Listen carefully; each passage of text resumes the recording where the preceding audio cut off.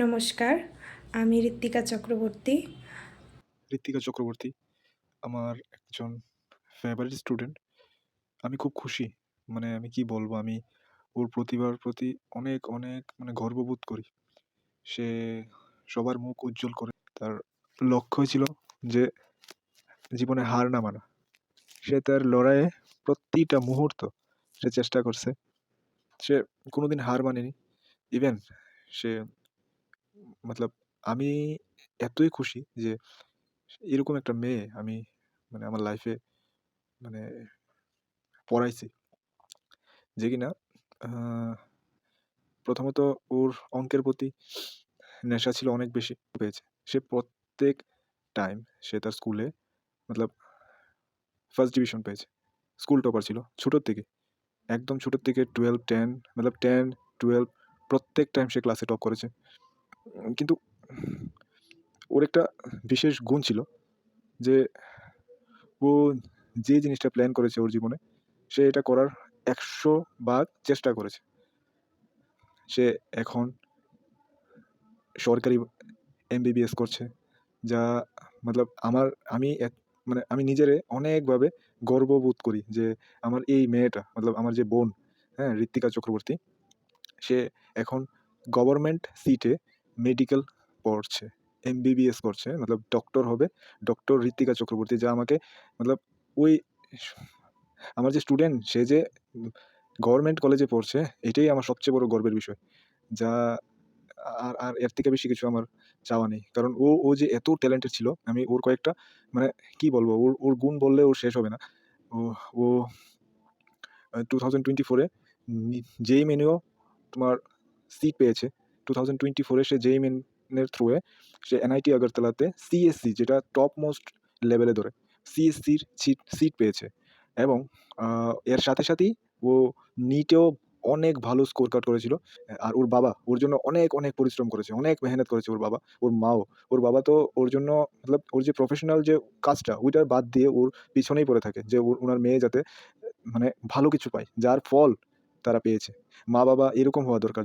যা উনার ওর মা বা বাবা প্রমাণ করেছে যে একটা ফ্যামিলি, একটা বাবার সাপোর্টে একটা মেয়ে অনেকটা দূর এগোতে পারে।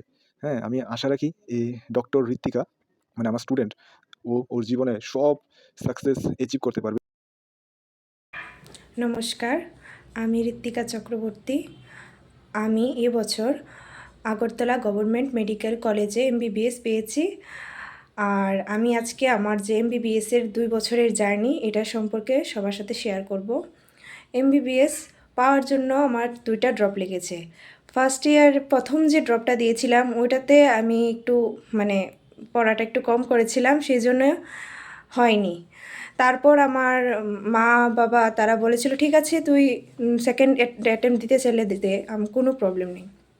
তারপর আমি বললাম যে, "হ্যাঁ, আমি কোথাও অ্যাডমিশন নেব না।" আমি যেই মেন দিয়েছিলাম, যেই মেন সবসময় আমার হয়, কিন্তু আমার নিটটা হয়নি।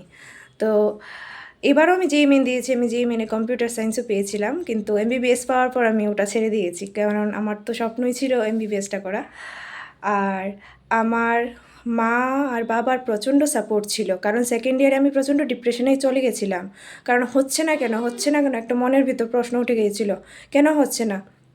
তারপর মা-বাবা সবসময় সান্ত্বনা দিত যে মানে যদি কিছু না হয় তারপরেও কোনো চিন্তা নেই, তুই যেটা পড়তে চাইবি ওটাতেই ভর্তি করে দেব। কিন্তু আমার তো ছিল এমবিবিএসই করতে হবে। তো আমি এমবিবিএসের জন্য মানে কতটুকু পড়তে হবে এটা প্রথম ইয়ারে আমি বেশি একটা পড়াশোনা কম করেছিলাম। সেকেন্ড যে অ্যাটেম্পটটা নিয়েছি, এতে আমি 8 ঘন্টা মিনিমাম, প্রতিদিন 8 ঘন্টা 10 ঘন্টা, 8 ঘন্টা থেকে 10 ঘন্টা পড়তে হয়। তো এরকম পড়েছিলাম। আর মা-বাবার সাপোর্ট তো সবসময়ই লাগে। মা-বাবার সাপোর্ট ছাড়া কোনো দিন কোনো কিছু হয় না। তারা যেভাবে সাপোর্ট করেছে, এরকম যদি কারো মা-বাবা সাপোর্ট করে তাহলে ও সবসময় পারবে। কারণ আমার বাবা আমাকে মাস্টারের কাছে নিয়ে যাওয়া থেকে সবসময় ভোরবেলা আমার সাথে আমার বাবাকে উঠতে হতো। এত ঠান্ডার মধ্যেও সবসময় নিয়ে যেত টিচারের বাড়ি। কোনোদিন টিচারের বাড়ি বন্ধ করতে বাবা কোনোদিন, আমি বললে যদি বলতাম যে আমি আজকে যাব না, তাহলেই বন্ধ করতো। কিন্তু বাবা কোনোদিন করতো না। বলতো, উঠে পড়তো আমার আগেই। আর মা তো সবসময় খাইয়ে দেওয়া, আমার কোনো কাজই করতে হয়নি। সব মা আর বাবা মিলে। মা যদি খাইয়ে টাইয়ে না দিত তাহলে মনে হয় না আমি মানে এত কিছু করতে পারতাম। তো মা বাবার হেল্প ছাড়া কোনো দিনই হয় না কিছু। ওরা আমাকে খুব হেল্প করেছিল। তারপর এবার এই ২ বছরের পরিশ্রমটা আজকে হয়েছিল, হয়েছে যেটা, সেটা শুধু আমার মা-বাবার জন্য, আর কিছু তো পরিশ্রম করেছি ওর জন্য হয়েছে।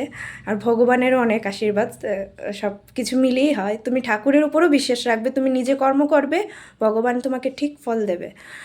আর আরেকটা কথা এর মধ্যে বলতে চাই যে ক্লাস 10-এ আমি ম্যাথে 99 পেয়েছিলাম।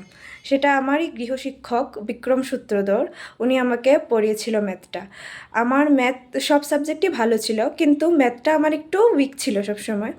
মানে 6-7-এ তো ঠিক আছে ভালোই ছিল, কিন্তু 8-9-10-এ উঠতে উঠতে একটু মানে ম্যাথ তো একটু হাই লেভেল চলে গেছিলো, তখন একটু খারাপ হয়ে যাচ্ছিলো।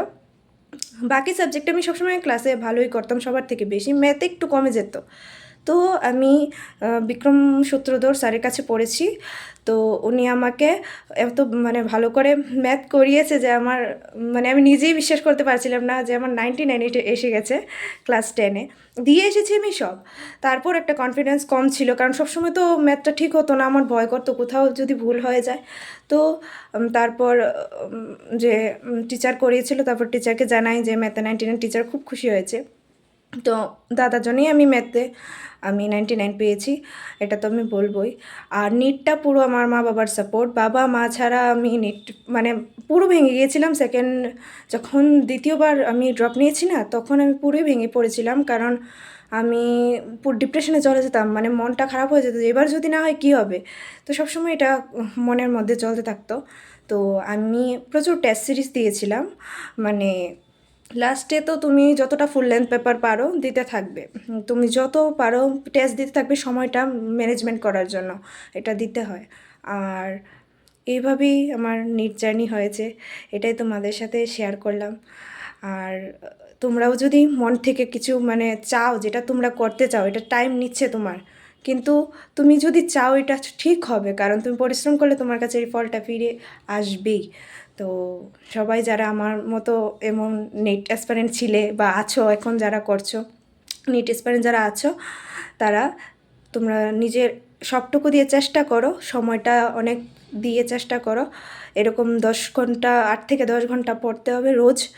তো তারপর হয়ে যাবে, এত টেনশনের কিছু নেই, হয়ে যাবে। আর মা-বাবার সাপোর্ট থাকলে তো আর কিছু বলারই নেই, তো হবেই হবে। তো এটাই আমার ক্ষেত্রে তো আমার মা-বাবার সাপোর্ট প্রচুর ছিল। এটা বলে আমি আমার কথা আজকে শেষ করছি। নমস্কার।